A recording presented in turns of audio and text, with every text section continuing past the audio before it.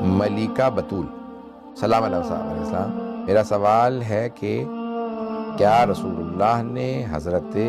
حمزہ کے قاتل کو معاف کر دیا تھا؟ اینڈ واٹ ڈو یو سے اباؤٹ ارطغرل غازی؟ یہ میں نے دیکھی نہیں ہے فلم، یہ جو آج کل ترکی کا بڑا ڈرامہ مشہور ہو رہا ہے، ہر آدمی سے بہت زیادہ سوالات کر رہا ہے۔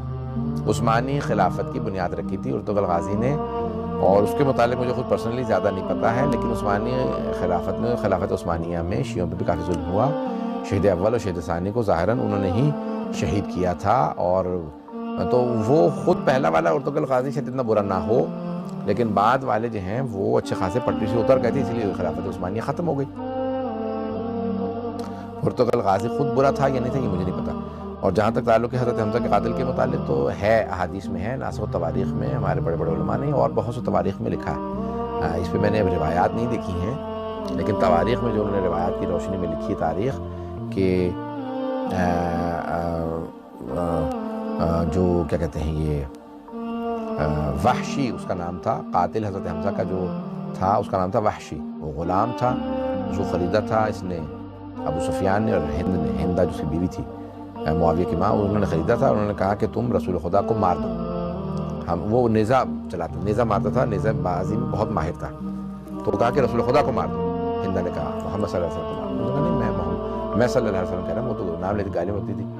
تو اس نے کہا کہ بھی اس نے کہا میں رسول خدا محمد صلی اللہ علیہ وسلم کو نہیں مار سکتا، کیونکہ ان کے چاروں طرف لوگ ہوتے ہیں۔ تو کہا پھر علی کو مار دو۔ تو کہا نہیں، میں علی کو بھی نہیں مار سکتا، علی میدان جنگ میں ان کی نظر چاروں طرف ہوتی ہے، وہ بہت شارپ ہے، بہت تیز ہے، ان کی آخری سپاہی تک نظر ہوتی ہے۔ اور مولا کہنا جو علاقہ میں بھی ہے کہ بھی آخری سپاہی تک نظر ہے، تو میں علی کو نہیں مار سکتا۔ پھر اس نے کہا کہ میں اور کچھ نہیں سنوں گی، پھر حمزہ کو نہیں مارنا۔ انہوں نے کہا ٹھیک ہے حمزہ کو مار دوں گا، لیکن میں پش سے وار کروں گا، پیچھے سے وار کروں گا، سامنے سے نہیں مار سکتا۔ انہوں نے کہا جیسے بھی مارو مار دو حمزہ کو۔ کہا ٹھیک ہے۔ تو اس نے پش سے وار کیا اور جیسے انہیں سے نیزہ نکل گیا، اور بعد میں اس نے ابو سفیان یعنی وحشی جب فتح مکہ پہ مسلمان ہو گیا، اس نے کہا کہ مجھے معاف کر دیں، میں غلام تھا، انہوں نے مجھے حکم دیا تھا، میں نے اس لیے کہا ٹھیک ہے، ہاں تو نے کلمہ پڑھ لیا، میں نے معاف کر دیا، لیکن میرے سامنے مت آنا، رسول اللہ صلی اللہ علیہ وسلم نے فرمایا۔ یعنی تاریخ میں سے موجود ہے، واللہ عالم یہ صحیح روایت ہے یا نہیں مجھے نہیں پتا، لیکن یہ کہ روایت ہے۔ روزے کی حالت ہے اس لیے میں جو ہے وہ روایت ہے بتا رہا ہوں، لیکن میں کیونکہ روزے کی حالت میں روزہ چلا جاتا ہے اس لیے ذمہ داری نہیں لے رہا۔ تو اس طرح سے ہے روایت کہ بھئی یہ تاریخ میں بھی ہے کہ آپ نے فرمایا کہ آئندہ تم میرے کبھی سامنے مت آنا، کیونکہ جب بھی میں تجھے دیکھتا ہوں، اس نے کہا کہ میں تو غلام تھا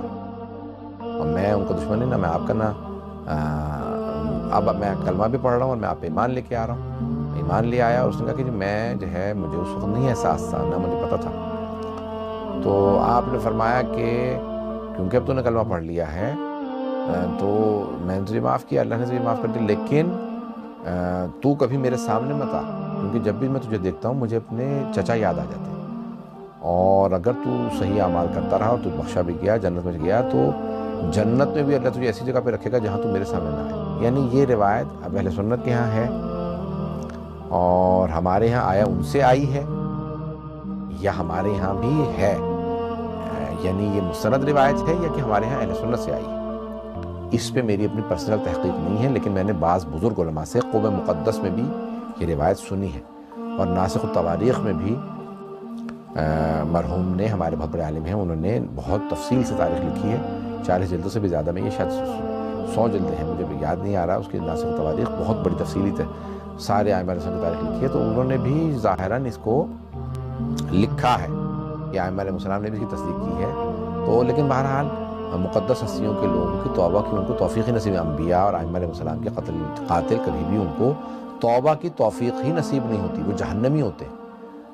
اور ان کے لیے ذلت لکھ دی جاتی ہے دنیا اور آخرت میں۔ جو نبی اور امام کا قاتل ہوتا ہے وہ جہنمی ہوتا ہے، معصومین کے قاتل جو ہیں وہ کبھی انہیں توبہ کی توفیق نہیں ہوتی۔ آیا جناب حمزہ کو اسلام سے پہلے سید الشہداء کہا